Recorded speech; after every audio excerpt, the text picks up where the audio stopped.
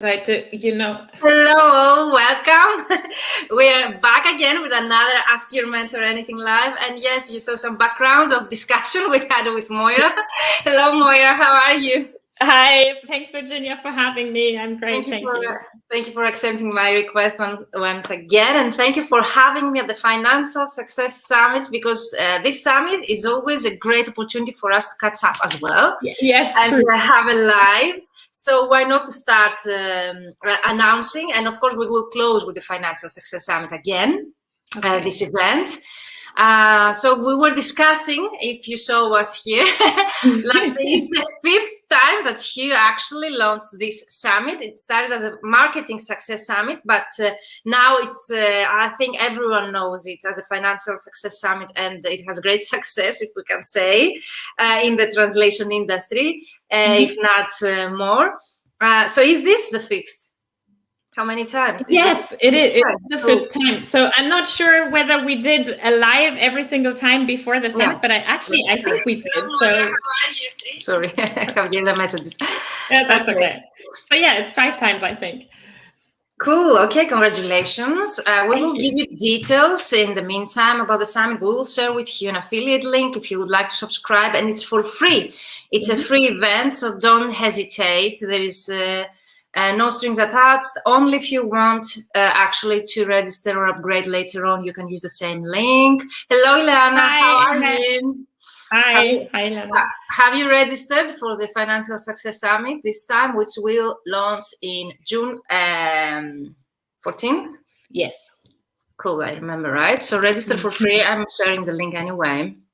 Yeah. And so also you have included more days, is that correct? It's 6 days. So it was 6 days last year. I think because it says 14th to 19th, people think it's 5 days, but because it starts on the Monday and on the Saturday, there are also sessions. So it's actually 6 days. 6 days of marketing and money training. Okay, Ileana is there, she says. Great, Ileana. Awesome. So it's totally for free if you attend live the event. It's a full day event. I think you have how many talks per day? Between 4 and 6, depending on the days. Actually, yeah, mostly 5 sessions and a day. I was surprised. I'm already in 3 days. I'm so happy, and one of them is actually about Q&A live, which it's my favorite part, to be live with you and answer any questions that you might have. That. So before we get into our topic, would you like to, do you remember the days and the topics? At least I will present in the summit. I think I'm in day 2, 3, and 4, something like that. Yes, so I know your sessions. I'm not sure about the dates. So you present the LinkedIn marketing for translators. I believe that's day 3.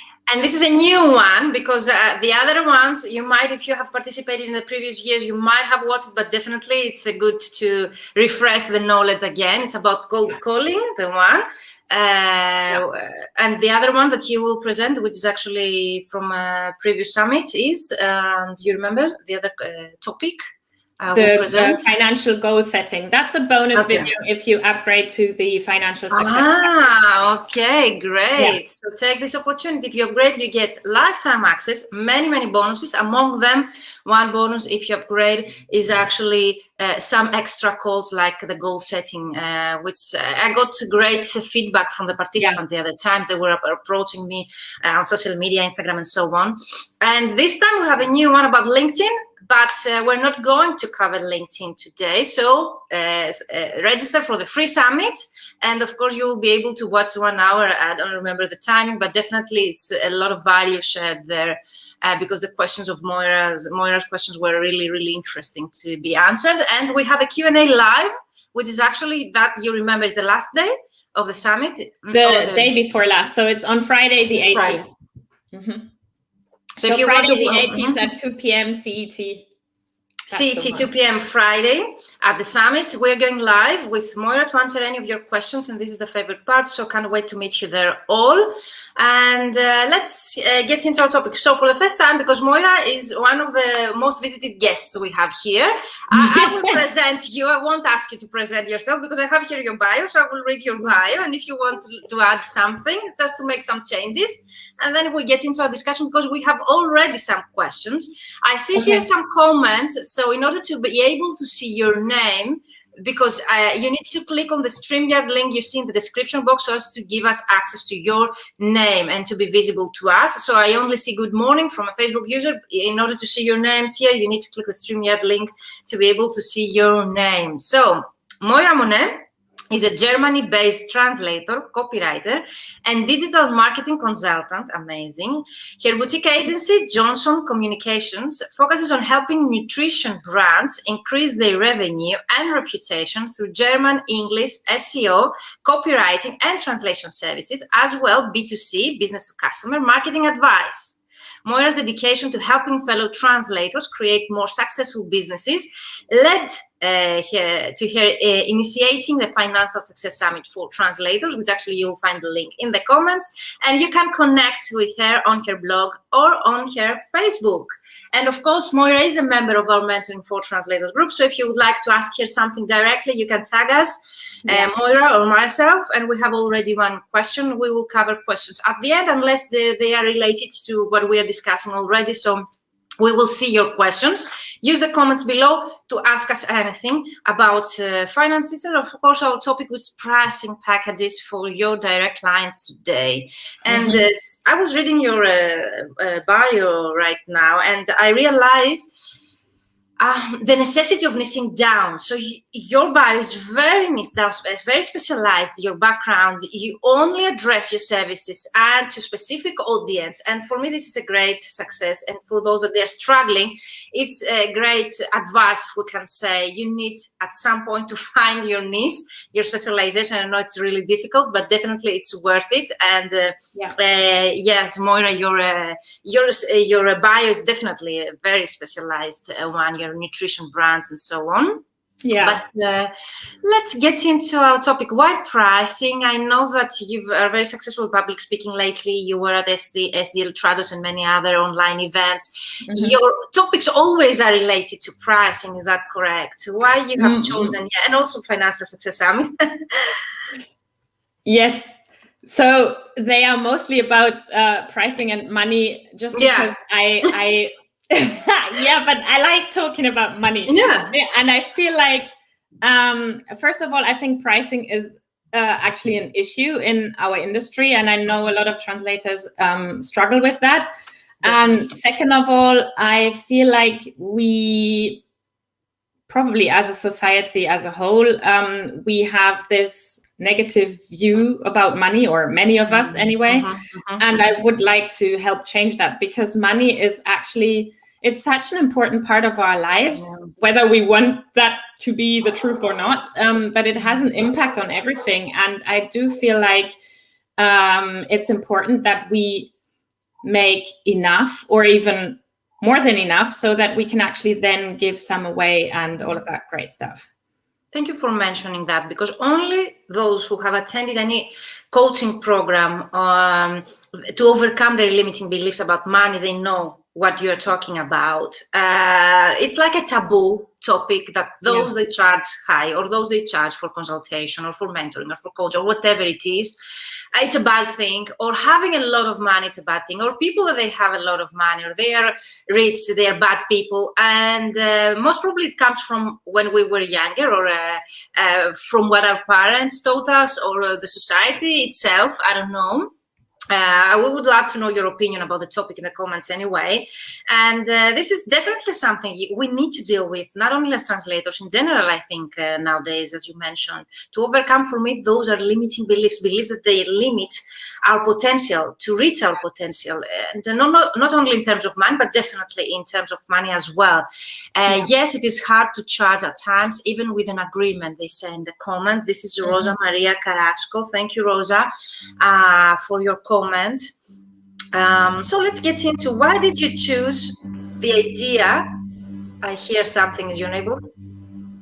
I hear if you can hear that, I'm sorry. My neighbor is mowing the lawn. So I've got my headset on, and there's No problem. No, we cannot fix that. No cancelling out a lot of the noise, but not completely, unfortunately. Okay.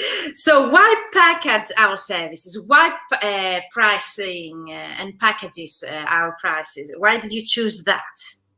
Okay, because I feel like it's a great way to distinguish ourselves, and it actually makes the pricing negotiation or conversation with the client a lot easier. And so that's why I actually love pricing packages. And it seems to be a fairly novel concept for many of us, actually. And so the one thing I wanted to see, actually, if we can ask our viewers, how do you currently price your services? Like, do you price by word? Do you price per hour? A mix of any of those? How do you price your services at the moment? Great question. So let us know in the comments, Ileana, Maria, everyone that you're here with us. Let us know in the comments, how do you charge? Do you prefer per word, per hour, as Moira mentioned already? Do you have any other specific way of pricing? We don't want your rates, just the way that you price. So what I do, I usually have, let's start for myself, and let's see. Okay, so far by word, Maria says. So myself, per word rate for specific projects, it works pretty fine. Other projects, they need per hour. I usually add in that per word also my administration, project management, so on, fees. So I don't really suggest you to have a per word, at least for direct clients, rate that actually shows only the time that you translate, because this is not fair for us. I don't know if I can say that, but definitely for direct clients, I don't give them a detailed description unless they ask me so, because it confuses them and they are not aware of the industry most of the times. So for me, pricing per project is what I do. So I send them a project. I include the services that the project includes, everything that I'm going to deliver to them. And of course, the final price of that project per project. I don't know, what is your opinion on that? Yeah, definitely. That's exactly what a pricing package is. So maybe we can start with the definition. Okay. So the pricing package or project-based price basically means that you sell your service as a bundle. And so you don't give your client the number of words or the number of hours even that is required to complete the project, but you actually or at least you don't focus on this aspect, and I would suggest you don't actually mention it at all, unless the client asks for it, like you said, Virginia. And then usually the project would include more than just pure translation. Like a simple package example would be translation, proofreading, and editing, for example. And that's why the approach, I mean, I use this approach usually for direct clients, not so much with agencies. I have one question. Yeah, definitely with agencies, no, because we usually, we need to follow the instructions or how the agency charges per project or codes the project. But about direct clients, which we're going to discuss today, I had in mind, when you mentioned packages, that what I had in mind, I hear pricing packages, that we should have pre-designed, if we can say, packages per services, so as to give to the client packages like different options. That's my perception when I hear, for example, pricing packages, that we need to have, for example, 3 options, 3 different packages, that they include different things. But what you said already, it's a bundle of services. So it's not necessarily that we send 3 options. Is that correct? No, not necessarily. So you can do, and of course you could say or state on your website, for example, that, you know, you have package 1 including, I don't know, translation and proofreading, and then package 2 including translation, editing, proofreading, including SEO research or something like that. But I don't usually do that, because I like to offer more bespoke packages. And I know that sounds like a big thing now, but it's not. It's just that I like to have a conversation with the client first to determine what they actually want and need, and then I make my offer. And then I might offer 2 different packages based on what they said. And the only difference between the 2 packages might be the delivery date, for example. And then if they need a more urgent delivery date, the price would be higher for that package. And if they give me, I don't know, 4 weeks time, then the price will be a bit cheaper. Okay, that's great advice. So you have two options. I usually use three. That's what I've been told, but not in all of the projects. Like projects that they're maybe more complicated, or maybe they include more different options for myself as well to work towards the project. Because some projects, they don't have that flexibility to add more options. They need to be submitted or delivered in a specific way. But definitely having a discussion with the client beforehand, either via email or on a phone call or a Zoom call, definitely helps to understand what are their needs and what they're focusing on. Is the quality, is the budget specific, and so on. It really, really helps. What I meant, if you would like more about packages, is, for example, I can give an example. What I do when I have, for example, a website localization project, which I think it's a bit of more complicated project rather than a legal document, which is more straight what I'm going to do with a legal document. I don't have many options, but about a website, especially if we want to deliver the highest quality possible to the client, we can include more options. Usually the fact, and what led me to create the packages, is actually the fact that usually the clients have their mind a specific budget, or they want the lowest price. But what I've seen, based on my experience, when you give them the packages and the structure, what they include, usually they go for the highest one, if not the middle one, because they really understand the value that way. So what I do, if we can give an example, that would be a simple translation of the content of the website, one package, the simpler one. The middle one would be, for example, to have the editing, as you mentioned, the proofreading. The highest priced one might also include SEO, keywords research, or maybe also native speaker review at the end by native speaker, if it's not into Greek, the translation of the website, or maybe a discount if they're going to work with different languages at the same time, something like that, so as to give an idea to the audience what we are discussing about. And I mean, that goes back to, so maybe we can backtrack to why it's actually a good idea to offer a package. I think that's exactly what you just said. So the focus is then more on the value. So and I think that's why it actually works great to have those packages. And I mean, maybe we can just now talk about the why then, because we're already there. So no, but I would love your opinion about the value and how. I gave an example, but if you have something more specific to discuss about the value and how to show your value through the packages, please do so, because I just came up through an example. But I think the example was great. I mean, I do it slightly differently. Like, I don't have a package that offers just translation to direct clients. They don't actually get that choice from me. They always have to include proofreading at least by another native speaker. That's usually the basic package, and then depending on what they need or want, then I would offer usually SEO research, but also sometimes the creation of a style guide. You could also include a terminology list, and like you said, if it's a localization project, then you may need to get more people on board anyway. And so doesn't simple content translation already include editing and proofreading? Rosa Maria says, doesn't the simple content translation already include edit and proofreading? Yes, but not always includes, in my opinion, the collaboration with other colleagues. Not always. So you might include the editing and the proofreading, but might be done by the same translator in a different timing, for example. But including and outsourcing to other colleagues the same tasks or services, for me, it's a different pattern. It should be charged differently when you are the intermediary. I don't know your opinion on that, Moira. Yeah, I fully agree. And also, you see the chat? You can see the chat. Is that correct? Yes, I can see the chat. I just switched the window now. Okay. So I'm learning. Cool. But, the other thing I want to say, just because you think it's already included doesn't mean you don't mention it to the client. And I think that's such an important point, because to us, for example, research is always included in the translation process, right?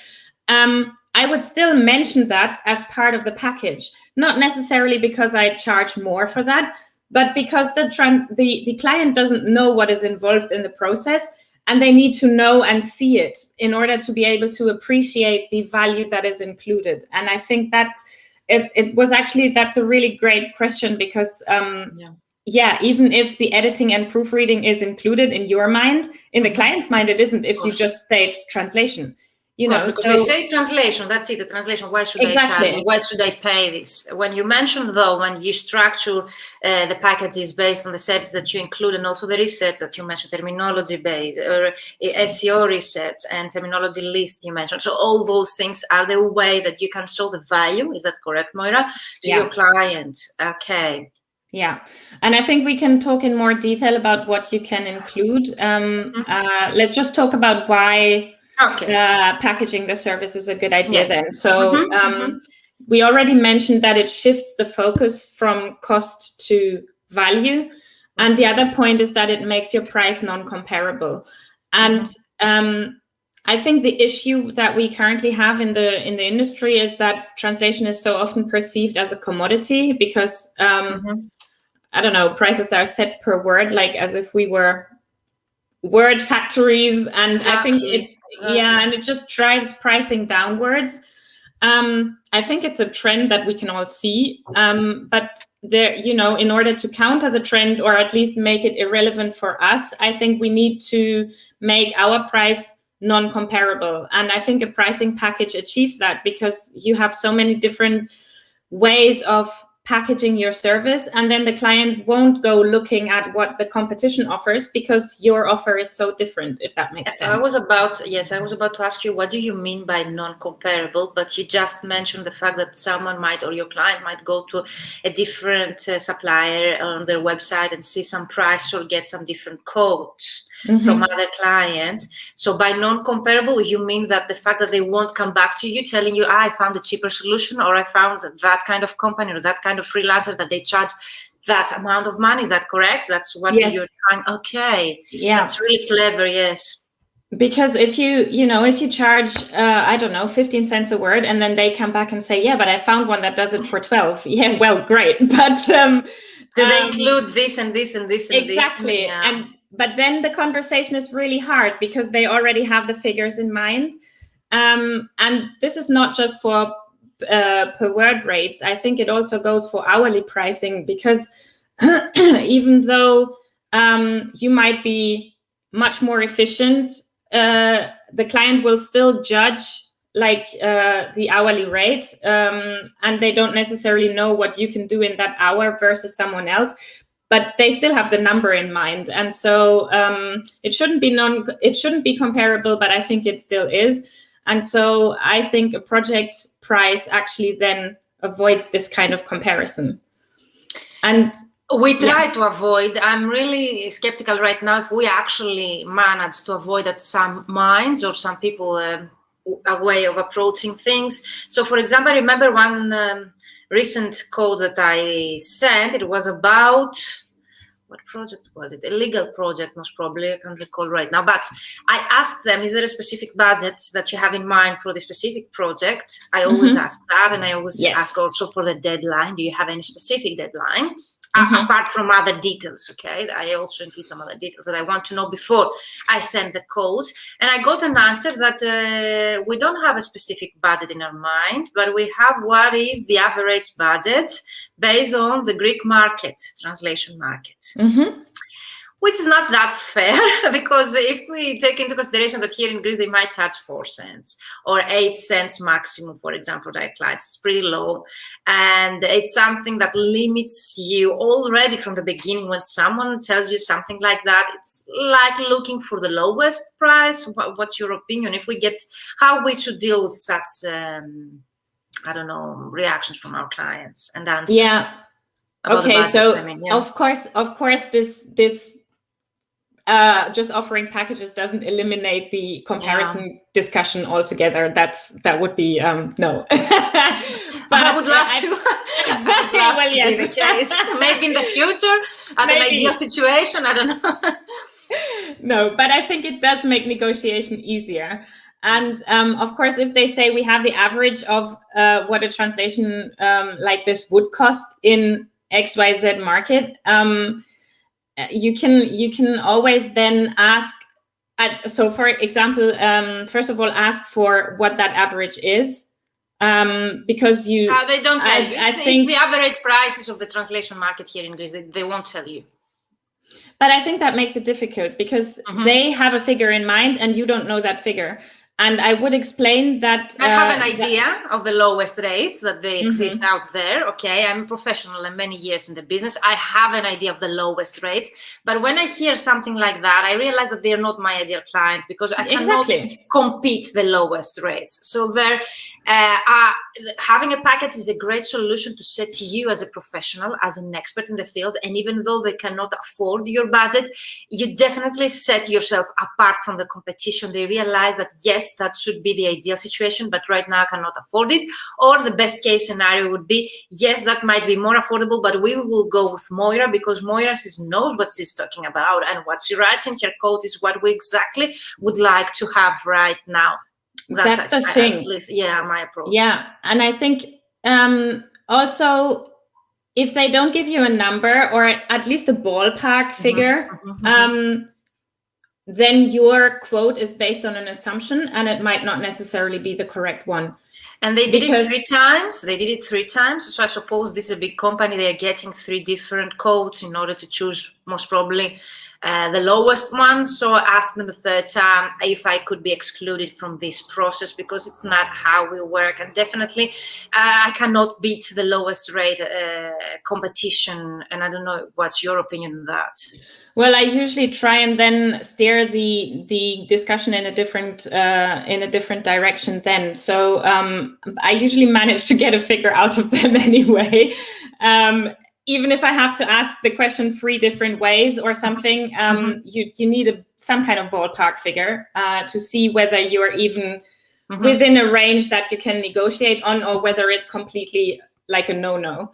What would you do? Would you do a no-no? Would you do a no-no? Like no. Would you be excluded from this, like sending a quote, or would you send a quote anyway, even if you knew that, for example, would be higher than their budget? I would send a quote if I know that it's higher than their budget, but not if it's like triple their budget, if you see what I mean. And if it's triple their budget, what would you do, for example? Would you tell them, like, we cannot undertake the project? This is not feasible. Have you done that? Have you done that with their clients? This is not feasible for me. I did that once. They were pressing me to lower my rates. I told them that I couldn't because I have the same rates many years, and it was about 2 cents difference anyway. I told them that I cannot. They were pressing. I tried to figure out a way to do it, so I asked them for a longer maybe deadline. Okay, that's fine. But still, it wasn't feasible on their part. So I told them if I cannot have a different deadline, at least with this pressure of the deadline and lowering the rate, it's not visible. So yes, I've told the same as well. So we have Rosa Maria. She says, I have a client that asks me to translate minutes of 2 meetings, which are about 4,000 to 6,000 words each at the price I mentioned before. And yes, I do know what they're talking about. Lol. Okay, Rosa, do you want to take the question of Rosa, since just pumped in? You remember the question? I can just read it again. I have here. Something about discounts. Yes, so she says, I've been hired for translation English to Spanish. Also, I have been charging 15 cents a word. Is a discount warranted for documents over 3,000 words, or a sliding fee? And what does that look like, discount or sliding fee? Sliding fee, I have no idea. I have some perception right now, but thank you. That's the question. Okay. Do you want to take it right now, since we're talking about pricing and... Yeah, we can do. So, so I mean, there's no, like, I can't give you a yes or no answer because it depends on the details. But the questions I think you could ask yourself is, first of all, why is the discount warranted? Like, are you faster because of those 3,000 words? I mean, 3,000 words, I don't think that's, like, in the whole scheme of things, it's not very much. I think that's like a normal translation. Are there like loads and loads of repetitions so that you're really fast translating that? And then, yeah, you could allow for a discount. But again, if it's just because they give you a lot of work and they think you should offer a discount for that, then I would say no. Because if it doesn't make you faster, why would you work at a lower rate just because they give you 3,000 words? because we are advice, not. yeah. Yeah, because there are no, when you have she says, no, it's never fast. so no, then no. And my no. 5 cents, if we can say here, is actually that if you're going to give not even 6,000, no, for me a discount would make sense over 20,000 words or something like that, which is considered a 40,000 words project, which is considered a big project. But if you would ask me my advice, I would never give a discount, even if it was 100,000 words. Doesn't really work like that, our industry. Unless you have matches in a CAD tool that actually won't work. And still for their clients, if I wasn't asked, so I wouldn't reveal that detail. But that's my opinion on that. So definitely, I don't really understand why to give these discounts. Are you asked by the client, Rosa Maria, to give that discount? Because in general, it's not advised to give discount, and I don't really realize the reason why to do so behind any call that you send or any client that you are negotiating your rates. Definitely, I wouldn't consider giving a discount unless I was directly asked for, and that should make a sense behind, of that request. As Moira mentioned, is it faster for you? So, for example, do they give you the terminology? Do they give you a previous translation of the same content? Do, I don't know, help you with the terminology?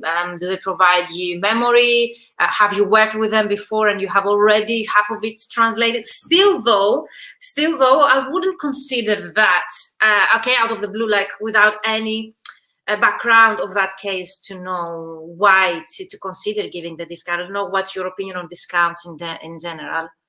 So she says, no, I translate from scratch. Yeah, no. So then no. No. The answer is no. Please let us know, because I'm really curious. Why to give a discount? Were you asked by the client, or are you considering to be more competitive? What's the reason behind of asking that question? Why do you want to give a discount? That's a good question. And also, I love what you just said. And the thing is, I think the thing with the discounts came about because if we were a product-based business, like at some stage, the more products we produce, the cheaper it would be for us. But the thing is, with our service-based business, it doesn't work like that, because it's not like the more words we produce, the cheaper it gets. There are no economies of scale. So the discount is not actually warranted. And then in terms of the sliding scale, so a sliding scale is when you offer a different price to different clients. And I think you can do that depending... Okay, yes. Yeah. You have discussed that before. Yes, we have discussed that together in a previous live of yours. Yeah, exactly. And I mean, you can price depending on the value that you provide to them, or depending on the budget that they have. But I don't think I would offer a sliding scale for different projects with the same client. No, yes, definitely. Only it depends that on the deadline. So if I have a very urgent project or a very different project, even if it's for the same client, I might charge higher. But that should be the case. I need to justify why I would do that. Just that it adds up, and I find uncomfortable receiving $1,000 at times for a document. Are you kidding me? This is great discussion. This is what we're discussing, Rosa Maria, here. You see, now you need to answer that, Moira, because you started the discussion by that. And we have a real example here. Rosa Maria, she says, I feel uncomfortable receiving $1,000 at times for a document. I don't feel at all uncomfortable. I have received 5-figure in money amount per month for just, one document, very cute, but still one document. I don't feel very bad about it. But definitely, I would love your opinion how to overcome this limiting. This is a mindset issue. Yeah, it is a mindset issue. We could go off on like a 3-hour conversation. Yeah, shortly, just an advice. Maybe it could be our next session, something about mindset. Yes, but definitely an advice. It should really help, because I don't think it's only Rosa Maria. I think it's a profession, and definitely in the back head of other colleagues, they might pointing other colleagues that they make 6 figures or 5 figures. That's, as you mentioned before, it's something bad, or it's something exaggerating, or I don't know what they're thinking about that. But what's your opinion? So first of all, also, I want to say we are laughing, but we're not laughing like about you or something. I just want to make that clear. because yeah, we're laughing. I think we were all in this position once. Yeah, exactly. Mm-hmm. And I think it's like you said, it's a mindset issue, and I really want us as an industry to work on this. There is nothing bad about receiving $1,000 for a document. Seriously not. And so what I would suggest in terms of working on your money mindset is, first of all, look at the money stories that you have internalized. Actually, I just sent out a newsletter about that. So what were you told, or what were you taught in your, usually it goes back to childhood, like you said earlier, Virginia. What were you taught about money? Why is it bad to have money? What does it mean to have money? Or, you know, and I was giving this example in my newsletter about your son. Yeah, so my son. What my son taught me about money. So, oh, you read it? Okay. Yeah. Shortly, I didn't have the time, but I saw it. Yeah. Yeah. So basically, he was watching this cartoon, and there were two friends, and they went out on a treasure hunt. And as soon as they found the treasure, not only did the king's representative come 3 times in order to get the share, the king's share, but also they started fighting and arguing over the money as soon as they had it. And they were like the cutest, closest friends before. And so I think what that teaches us is, first of all, you're not going to be a kind person once you have money. It's bad to have money because you might lose your friends or loved ones. And third, if you have money, someone is going to come and take it away anyway. And this is seriously screwed up. And I think we've all been bombarded with these messages. And so what I think, or what I would like you to do, or what I would invite you to do, is actually look at all of that. What have you internalized about money and what it means to have money? And I think that will already give you some revelations and awareness, and then you can see, is that actually, or you can ask yourself, is that actually true?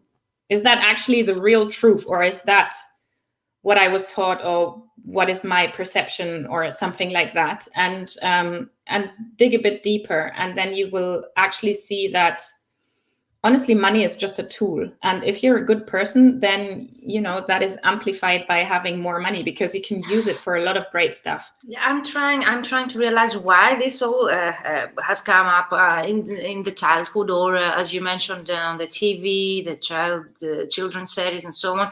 I think it's also the religion has played a role about this. Yes. It's also the fact that we have seen some very bad stories around money, or people that they are hunting the money and they are ready to do everything in order to get that around and things like that. That's my perception. But this shouldn't be only one-way road, okay? This shouldn't be the only part of the reality. Yes, it's a part of our reality that might this happen. People, yes, are killing maybe for money, or doing very bad things for money, but that shouldn't be, okay, the one way to go when it comes to money mindset. It should be, yes, good people also can make money by providing value. People that help others that can make money as well. And not only bad people, they will make money in this world. And definitely, for me, it was really revealing today that Rosa Maria mentioned, I feel bad to get $1,000 for a document. Yeah. This is everything. Like, I don't think there's anything more to say about that. And definitely in our profession, we see it a lot. And of course, here in Greece, having so many years, financial crisis and people losing their jobs and having financial issues, it's also another reason why some people, they're lowering their rates, or they're feeling bad to charge what they think they should charge, and they are going for lowering rates, or even volunteering a lot when it shouldn't. And I'm not talking about only our profession, like lawyers, they do the same, financial accountants, they do the same. So advisors, and Yes, we need to find a balance in between what happens in the real life, as you mentioned. Yes, there is a financial crisis. Yes, there are people who are losing the job, but at the same time, there's always a room for growth. Okay, also in our personal development, but also when it comes to our professional success and what is success defined by any of us. Okay, success might be to earn 1,000 euros per month. For others, might be 6 figures per year. Doesn't really matter. It's how you define your success and to go after it. Yeah, I think that's a really important point also, because you know, we talk about success and stuff, and it means something different to all of us, and I think all of those definitions are valid, but I still think that don't feel bad about the money that you receive. I think that's the first thing. And even if you would like to make just, I was going to say a little bit of money, but you know, a little bit also means different things to different people. So let me rephrase that. I do, well, maybe just, you know, the definitions of success are all valid, and just feel good that you are actually fulfilling your own vision. And even if your country, wherever you're watching from, is actually in that same position, like in financial crisis, I think it does something to your mindset as well. Now, I don't have that experience, so I can't like speak from my own experience, but I do think it makes you feel maybe less secure around money. That's what I've heard. And Rosa Maria says, no, I like it. There is no right thing. Yeah, exactly. You see, again, behind the words, I see also another mindset issue. I want to do the right thing. Why it's a bad thing to charge, for example, as you mentioned, the price you mentioned before, and why it's right, for example, Rosa Maria, to charge less. Why it's the right thing to charge less. And for who? Yeah, and for who? And if you answer those questions, okay, to yourself, you definitely realize what might be going wrong with your mindset. So start why you think this is the right or wrong thing to do so, why you feel bad when you charge, for example, as you mentioned, $1,000 for a document. And if you realize what's the source, okay, from those limiting beliefs and mindset issues, maybe you find a solution to work against those limiting beliefs. And definitely all of us need to work towards those things. I have a coach myself. I ask you, you saw here, I ask you questions in order to realize what in the market happens. And what really has helped me to overcome my own limiting beliefs is actually traveling a lot abroad, attending international conferences and events when I realized that some people, they're making money out of the industry. It's not a profession that we should be the lowest paid ones, okay? That it's a perception that we have here in Greece. So when I managed to travel abroad, to go to international conferences, to attend speeches of other very successful translators, I realized, yes, I can do that myself too. I can reach that point of success if I define success that way. So definitely you need to overcome limiting beliefs and go away from what you have, your surroundings, if they're keeping you back from getting what you want. Oh yeah, that's such a big thing. I just want to address something else in the comments. It's the norm, they say. Yeah, it's the norm. Exactly. It's the norm. You don't need to do what the norm does, because if the norm you know, jumps off the bridge, you're not going to do that. So just define what's right for you. You know, think about what you want and the kind of money that you need, and then you charge according to that. And you don't look at what's quote unquote normal, because what is normal for some people, their normal is 6 figures, multiple 6 figures. Exactly. I was about to say why it's the norm. Why it's not the norm, the 6 figures? Like why we set the norm? Who set the norms? Why it's the norm, for example, not to earn maths? Why it's the norm? Who sets the norm? And what I love this conversation, actually. Yeah, because what is the norm? Like Rosa Maria, please let me know. She says, what's the norm? Okay, who defines the norm? And what's the norm? That what most people do is the norm? That's not my idea of the things, definitely. No. And then the other thing that I wanted to address just quickly, you say it's being about bilingual just because of background, and it comes natural to me, and I do have a master's in business. I feel like, and this is very common, that we feel like, you know, something is easy or simple for us we think that we shouldn't charge much or that we can't charge much, but that's not actually what it's about. And maybe if we bring this back now to the pricing packages, for example, you could include a terminology list within your pricing package or within your project. Add more value. Yeah, exactly. And you charge for that additional value that you provide. And I know that with, usually with most CAT tools, you can actually, just click one button and like extract the terminology list, and it's not that much more work for you. But it actually it increases the value for the client massively. And so I think you can and should charge for that. So it's not really about what comes easy to you, because there are other people who charge good amounts of money for something that is easy for them, but for you it's a big pain in the bum, and so you pay for that. And in order to reach the point, this thing to be easy for you, you have studied, I don't know, more than 5 years. You have gained experience by working in the field how many years? You have taken CPD lessons, courses about how to use these CAT tools. You have paid, to purchase those CAT tools with one click to be able to download this terminology. So even if it sounds that easy, it's not that easy, and we shouldn't have everything like as a taken in our profession. We should really focus on the value once again. And there is one whole hour live with Moira about the value pricing.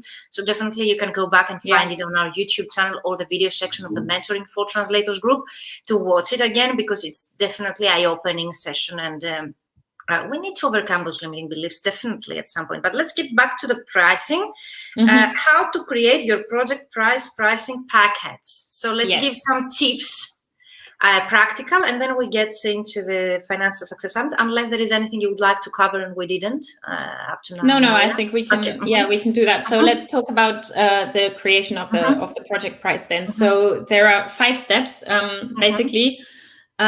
So the first one is the initial conversation. The second is the evaluation of your costs.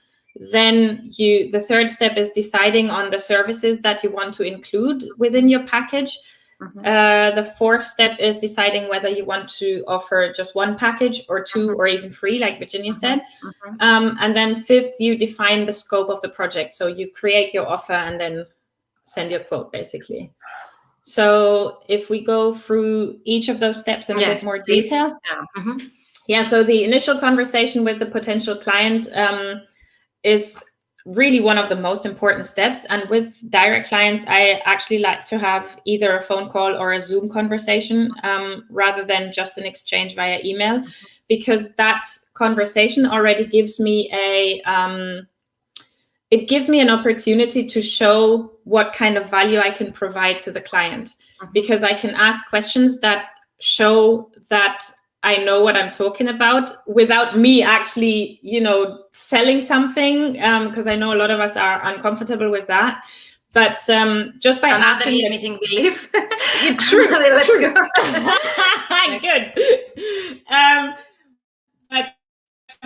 So it gives you an opportunity to show your expertise by the questions that you ask. And also you show the client that you are actually interested in their project and in their business. And I think that in and of itself actually already increases the perceived value, because you are not just, looking at the text and then retyping it in another language, if you see what I mean, like in the client's eyes.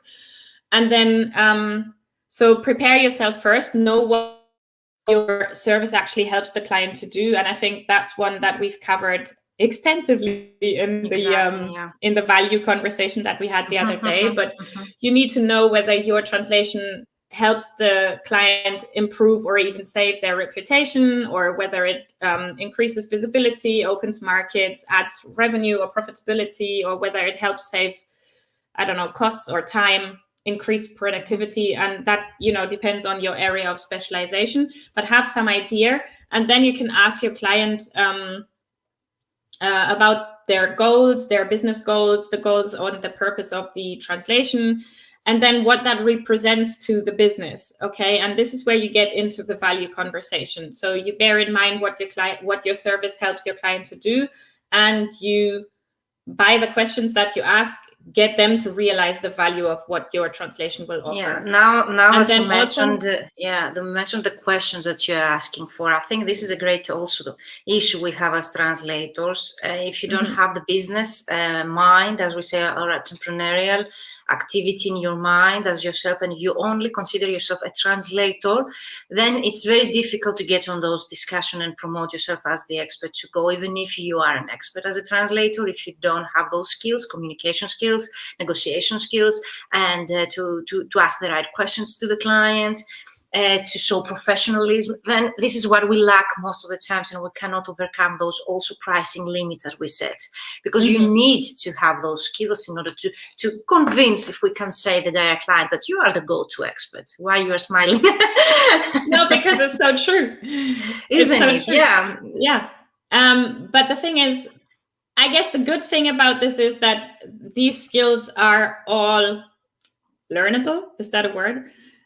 These skills can be learned. Can be developed, yes. Yes. Yeah. And some translators, they don't want. This is why I consider it as an issue, that they don't want, or they have confidence issues or communication issues. So definitely, even if we can develop it at some point, we also need to consider that this is a problem, that we need to work towards it, and we need to overcome our lack of confidence, maybe to go on a phone call with clients, because I've seen that so often through my mentoring programs. This is the main problem that I see, that in order to overcome their lack of confidence, they keep themselves behind of any entrepreneurial activity, which actually getting into good discussion with your clients, booking appointments with your clients, selling, as you mentioned, because it's not very small topic. The fact that most of the translators, they have selling issues they don't want. They see it as a bad thing. They find it very difficult. So lack of confidence for me, and also lack of the money issue, isn't it? Yeah, of course. Of course. Sorry, I cut you. Go on. No, that was it. Okay. I agree. I mean, it's very actually what I want to say is there's a great session in the Financial Success Summit for Translators about how to use your shyness as an asset in your business. And I think if you identify as a shy person, then definitely go and watch that, because we talk about some of those. Later, we're going to give you an overview of the sessions at the end of this live. This is very good. Thank you. They say you're welcome. Register for free, attend for live the event, or upgrade for the paid version. Get some extra bonuses, calls, and some gifts from the speakers and sponsors and so on. So we were at initial conversation. You covered this, okay? And then the second step you mentioned is evaluate the costs. Yeah, exactly. So this is like your usual evaluation of the source files, okay? So actually, one thing I would like to add to the initial conversation is that you definitely need to ask the client about their budget, like we said earlier. I think that's also part of the questions that you ask. Like I said, you need to get at least a ballpark figure to see whether it's worthwhile pursuing the conversation, and to give you an idea of where to place your packages. Exactly. Yeah. Okay, and then you go to the evaluation of your costs. So you evaluate the source files, you look at how many words, how many hours are involved, any costs for people that you might want to get on board with you, like if a proofreader, or I don't know, if you include desktop publishing, you probably need another person for that. You know, the kinds of additional services that you want to include, if there's any extra cost for those. And the price that you calculate here then serves as a basis, okay? This is not what you communicate to the client. You need to know what your costs are in order to come up with a price. And also, this is the price or the point below which you won't go in your negotiations. So that's why you need to have that calculated. And then step 3, you decide on the services you want to include. Was there something you wanted to add, Virginia? No, I'm taking the chat. Sorry. Oh, okay. I'm taking the chat as well. So good. And then, so apart from the actual translation, will you offer anything in addition? So you could add editing, proofreading, desktop publishing, like we said. You could include a terminology list. You can create a style guide. You can create or you can do the SEO research for your client rather than having the client deliver the keywords and you just translate them, which usually doesn't work. You would do the research for your market. You can include a cultural conversation. I think that's something that works really great because it increases the value and it's not easily compared to what your colleagues or competitors would do. So just to give you, shall I give an example? Of course, yes. Okay, so I once worked with a client here in Germany, and so, for example, if the brand name doesn't work with another language or culture, that's a great thing to consult on. And so, when I was working with this client, they had a brand name in German, and it had the German article D in front of it, and you know, D is written D-I-E. So the something something, and I told them, okay, your UK audience is probably going to read this as die something something, at least initially, and even if the word that is followed by is clearly not in English, they will still first read this as die, and that's obviously not a great word to have in your brand name. And so they dropped the article and they really appreciated that advice. And I think it massively increased the value of the package that I offered. So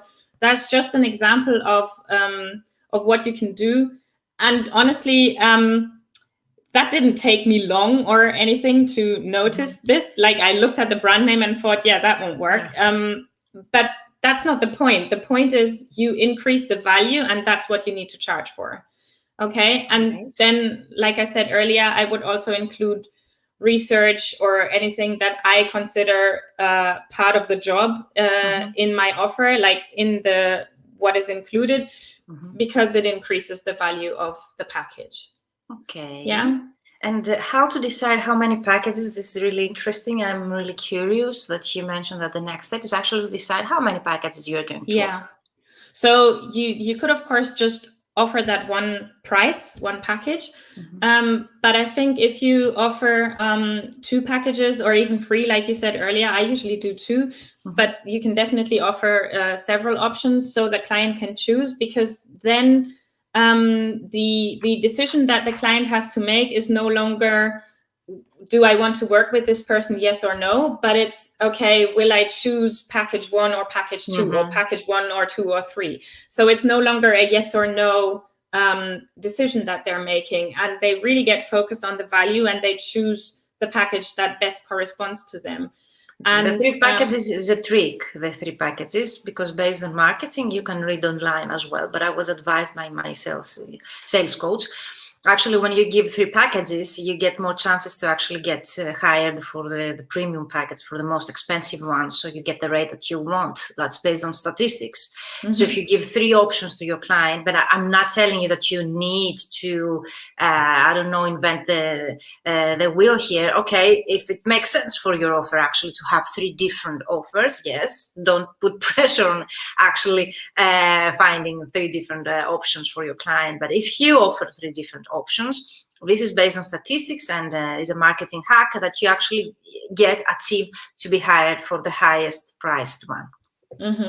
I found that actually works with 2 packages too. People usually choose the second, again, the second most more expensive, the highest one. Actually the expensive option. So it's not like it works with 2. Okay, yeah, it works with 2 as well. Okay. Just because I don't want to confuse the client. And usually I'm quite happy to just create 2, to be honest. Yeah, and also, you know, that's one point. So I don't want you to put pressure on your work in order to create 3. If it comes easily for you to create 3 and to add some more value in order to be able to charge even higher for the project, that for me it really makes sense to have 3. And the other reason why I do that, because yes, I have also the limiting beliefs here in Greece, because some clients are already in financial issues. So I really want to cover the cheapest, if we can say, solution, or the lowest possible one. I really want to give them the option, at least, that yes, you have the option, but you lose all the other value. But I'm here also to serve that kind, of needs if they actually are in need of that. So it helps me sleep better at the night. This is a reason why I can offer something more affordable to people that actually cannot afford the higher budget. But in my experience, I can tell you 9 out of 10 times they go for the highest or the middle one. Rarely, very, very rarely for the most affordable one. Same. Yeah. Very good. Okay. And create your offer, define the scope. What do you mean define the scope here? So you define the scope for each of the packages that you've decided to offer. By scope, I just mean what is included in the project. And this is where you then list the services that you include. And so you would say, for example, translation, transcreation of your 10 product files, 1 marketing brochure, and the creation of a style guide or whatever. We've covered that. What's the difference between 2 packages or 3 packages? We have given several examples, but also right now you're talking about this as well. Yes. So the difference between one package to another can simply be a different delivery date. So if the client needs the project urgently, they have to pay more. And if they are happy to extend the deadline, then they can pay a bit less. So that would be one difference. It doesn't have to be like a big or thing. A more extra quality control process. Like if they want either more quality control, more maybe reviewed by another native or so on. So you can have different process to show them that you can actually deliver more value that way. Many things, different things. But yes, deadline might also be one. If it's a sworn or a simple translation, might be for legal documents or the legal translation, something. I got it. Thank you. You're welcome, Rosa Maria. So you create your offer, define scope as you mentioned. Yeah. So, and I don't list the number of words or hours in there. Okay. I list the documents that are included and usually also regardless of the number of pages or something, because that would then go back to the commoditized breaking down that I don't want to. So I just say, okay, this project includes translation, whatever, of XYZ documents. And then I say, who else will be working on the project? So just to give an example, I would say by 1 marketing translator and a copywriter or something, including proofreading by a 2nd certified native speaker or something along those lines. Because you're an agency. You're an agency. If you're a freelancer, you can put your name there, but you can put, for example, you can include proofreading by another native freelance translator or something like that as an additional service. If you're not an agency, because Moira is an agency, so she can tell I hire a copywriter, and so on. So it's obvious that you outsource. If it's not obvious, you can even include it as an additional service that you can provide as a freelancer as well. You don't need to be an agency to provide that extra. No, definitely not. Okay, thanks. So I did that even when I was just working, but I started working with people in a team once I started working with direct clients, because I think in order to offer good quality, extra support that can be published, you need a 2nd pair of eyes. And so, just say that you'll be, doing XYZ work, and then there's a 2nd native translator reviewing the files or something along those lines. And then, of course, you include research, and then whatever else you've decided to offer in your package, like the desktop publishing or the cultural consultation, so that the brand is aligned with the target market, or some whatever else you've decided. Do you price per service? So you say research €0, or you add an amount, or you just name the service and you have a final amount? Yes.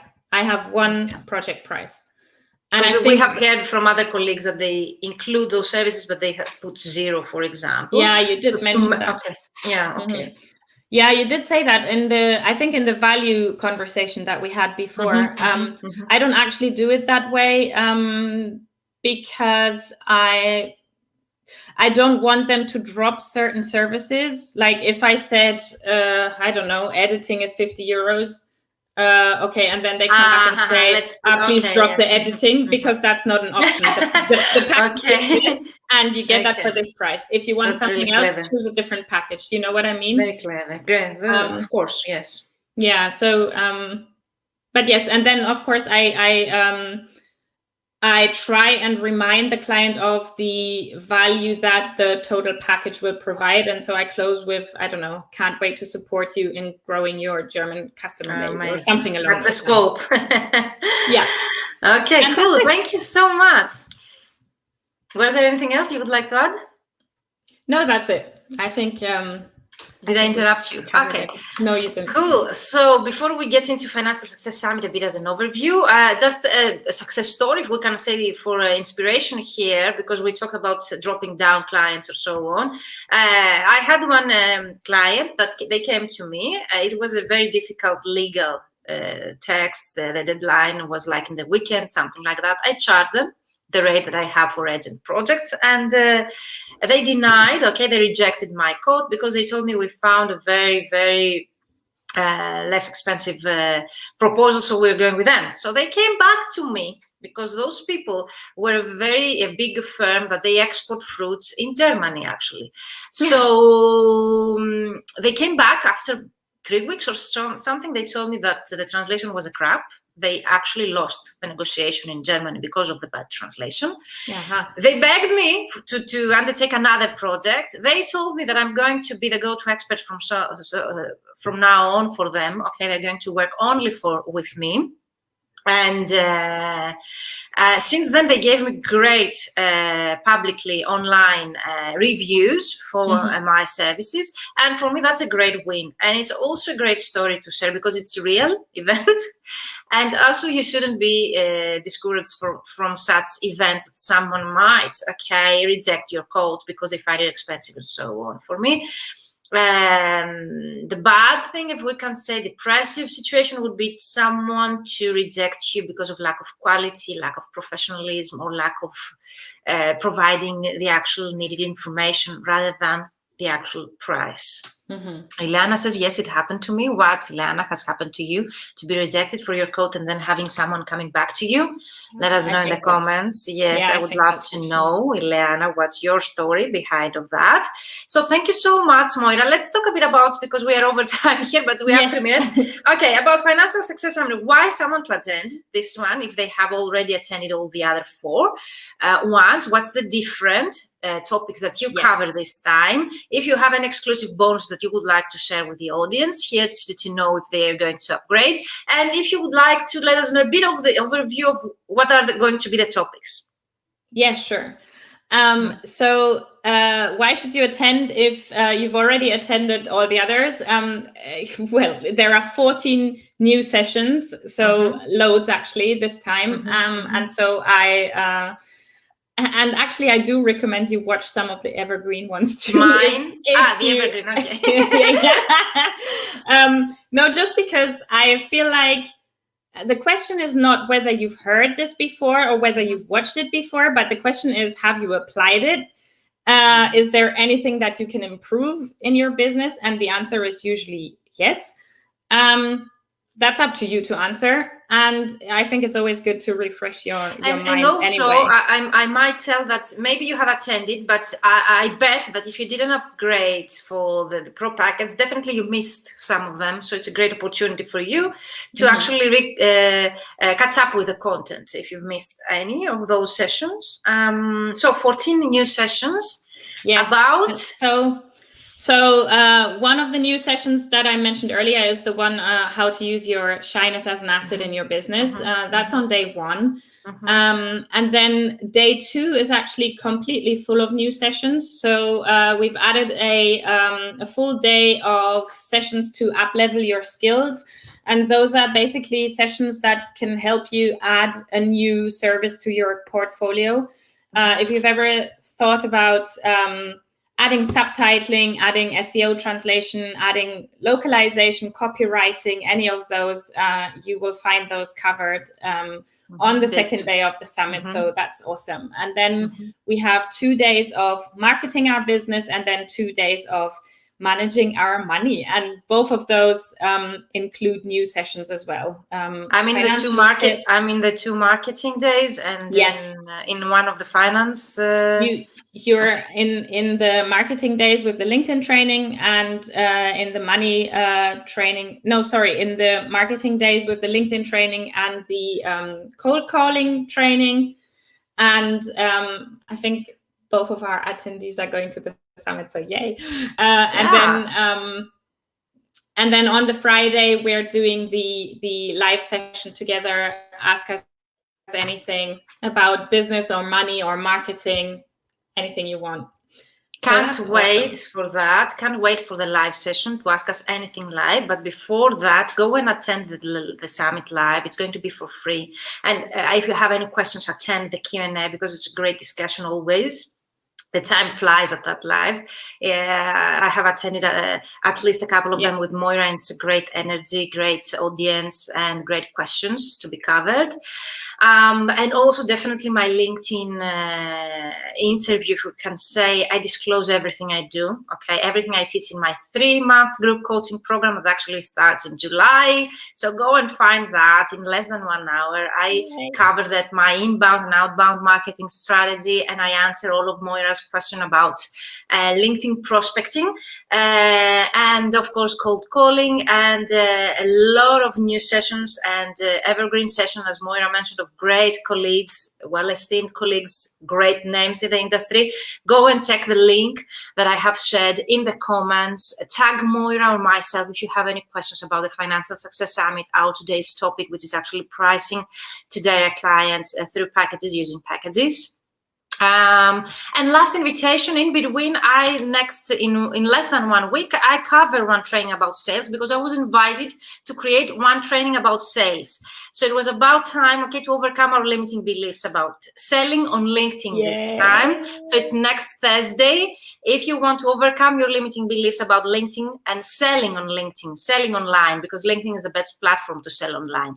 And if you want to find out what you've been doing wrong and you don't get engagement on your post, or you don't get any clients on LinkedIn, then join me for this free event as well, which is going to be next Thursday, June 10th, and it's going to be the 3 secrets to mastering your LinkedIn sales for your translation and interpreting business. It's going to be 90 minutes free live event, block 2 hours in your schedule, so as to be able to attend and to make the full out of it. And of course, there's going to be a private group that we're going to have short live trainings every day to prepare preparation exercises for the actual masterclass. So I would love to see some of you there, and of course to attend Moira's summit, which for me, it's I've told that before, to a pioneer. And Moira is a pioneer. It's the only summit that exists for our industry, and the topic actually itself, it's very innovative, and no one has ever talked to us or present about finances, and those are full days, okay, with topics from very well esteemed and known translator. A refresh is always useful, says Ileana. Sounds good. So can't wait to see some of you, or all of you. I invite you to free events, the Financial Success Summit and the free LinkedIn Sales Masterclass next week. Hope to see you there all. Thank you so much, Moira. Is there anything else you would like to add that we didn't discuss about the summit? No, I think we've covered everything, and I hope to see everyone there. Yeah, and also the week I have my birthday, so it will be a celebration for me. Nice. On 16th, on June 16th. So thank you all of you for being here live with us. Those that you just commented, and we show you that you were here with us. Those that you're shy, and I see that you're watching us, but you didn't introduce yourself. If you come up with any questions, then definitely tag us in the Mentoring for Translators group. We are live actually on YouTube, LinkedIn, and Facebook publicly on my page right now. So definitely tag me or Moira if you have any more questions. And if you watch the replay, use the hashtag replay and ask us anything about today's topic or the Financial Success Summit. And if you have any questions about Financial Success Summit, you can definitely contact Moira.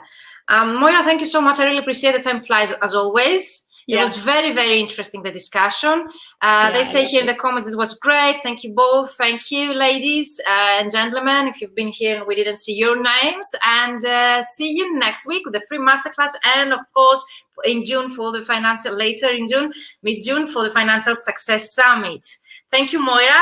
Have a great weekend to you all. You stay with me, Moira, okay? And see you in the group. Bye-bye. Bye.